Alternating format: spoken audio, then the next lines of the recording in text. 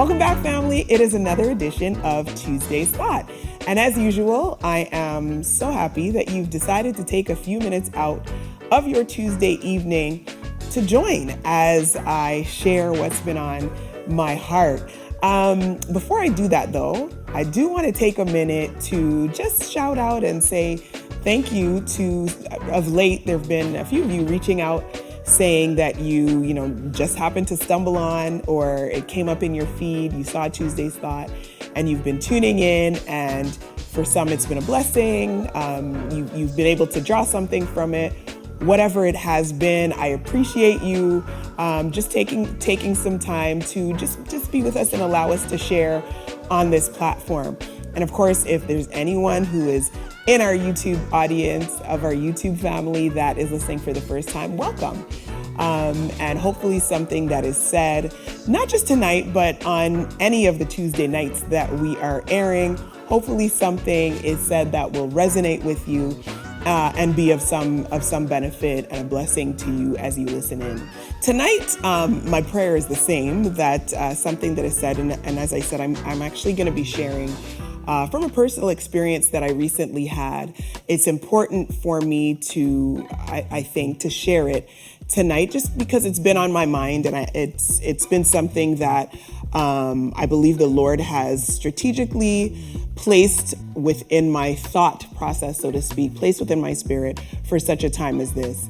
And so the theme of tonight's thought is actually going to be Kairos. A few nights ago, it was probably about a week ago now, I was away. I was out of town, and I woke up early one morning while I was in the hotel room, and I just heard the word Kairos, Kairos. Now, of course, it's a word that I had heard before. There was some familiarity to it, but not so much as far as the meaning. So I knew that I needed to take a minute.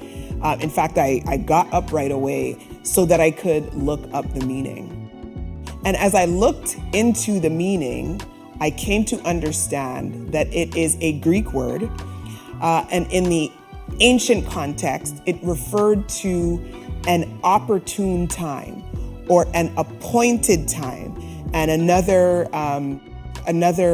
source quoted it as an appointed time for God's intervention. And I kind of sat there with it for a moment, and I'm saying, wow, God, like, what are you trying to say in this? Because as I said, it was immediately as I woke up, I just heard that word.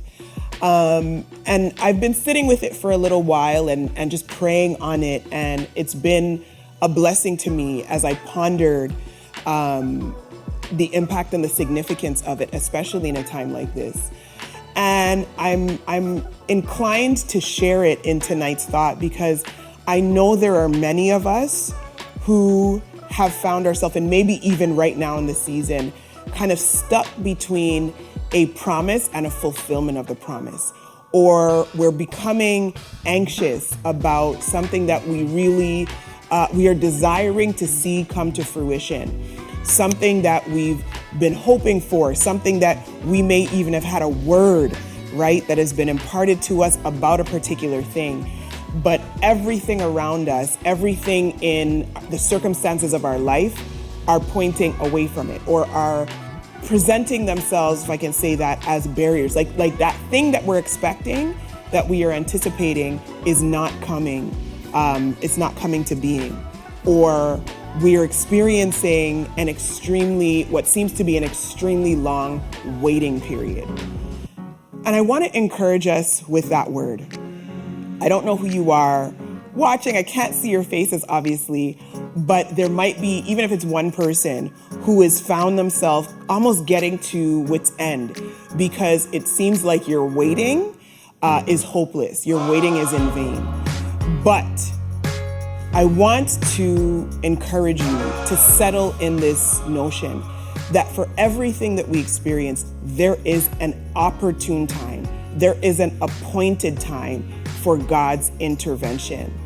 And as I reflected on it more, I became aware that often the source of our frustration when we think about waiting or the timing of things not necessarily lining up with what we'd hope It's because we are focused so much on the duration. Okay, we consider time in terms of like the timeline and how long it's taking versus how short we think it should be taking.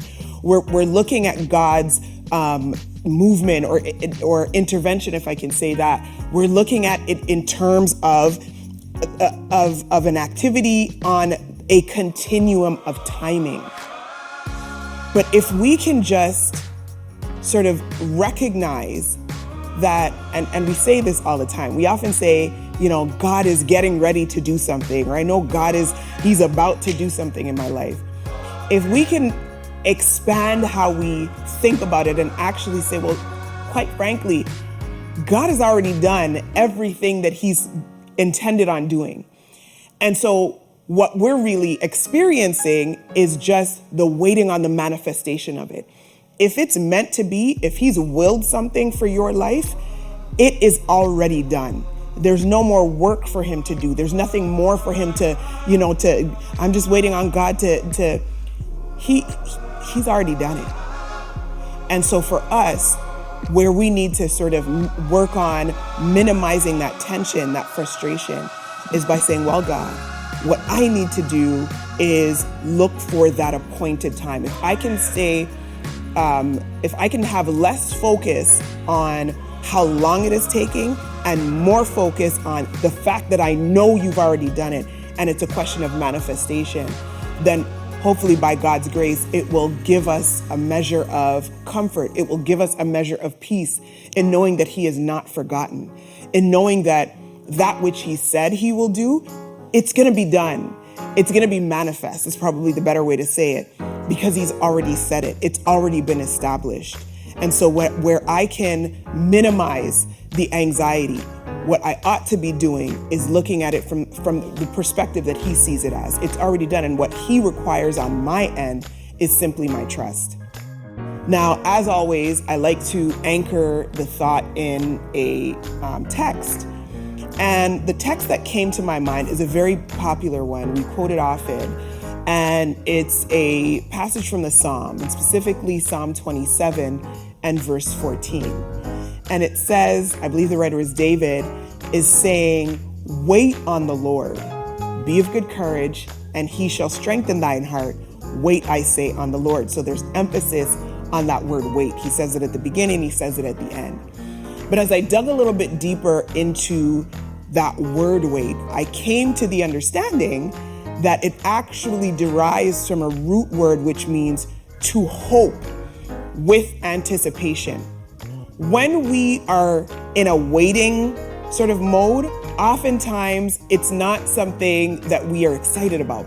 Waiting can evoke a feeling of anxiousness. As I said, it can lead to impatience and frustration if it feels like you're waiting too long.